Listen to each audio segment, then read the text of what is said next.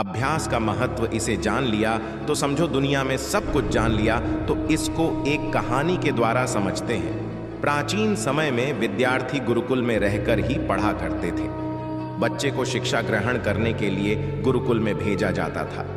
बच्चे गुरुकुल में गुरु के सानिध्य में आश्रम की देखभाल किया करते थे और अध्ययन भी किया करते थे। वरदराज को भी सभी की तरह गुरुकुल भेज दिया गया। वहां आश्रम में अपने साथियों के साथ घुलने मिलने लगा, लेकिन वह पढ़ने में बहुत ही कमजोर था। गुरुजी की कोई भी बात उसके बहुत कम समझ में आती थी। इस कारण सभी के बीच वह उपहास का कारण बनता है।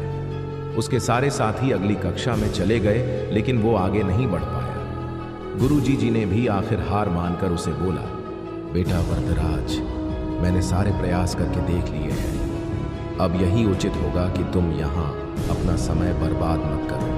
अपने घर चले जाओ और घर वालों की काम में मदद करो। वरदराज ने भी सोचा कि शायद विद्या मेरी किस्मत में नहीं है, और भारी मन से गुरुकुल से घर के लिए निकल गया।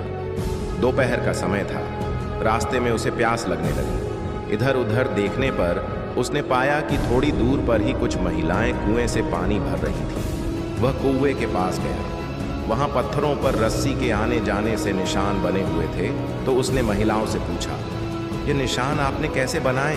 तो एक महिला ने जवाब दिया, बेटे, ये निशान हमने नहीं बनाए। ये तो पानी खींचते समय इस कोमल रस्सी के बार बार आने जाने से ठोस पत्थर पर भी ऐसे निशान बन गए हैं। वरदराज सोच में पड़ गया।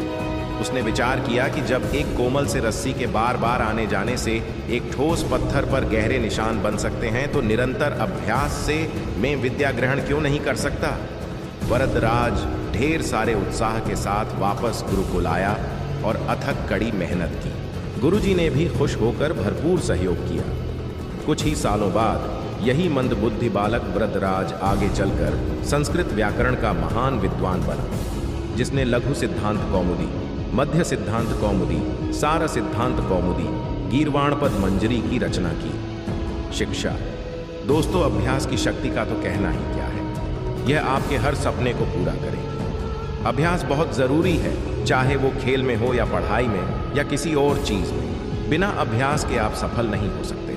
अगर आप बिना अभ्यास के केवल किस्मत के भरोसे बैठे रहोगे तो आखिर में आपको पछतावे के सिवा और कुछ हाथ नहीं लगेगा।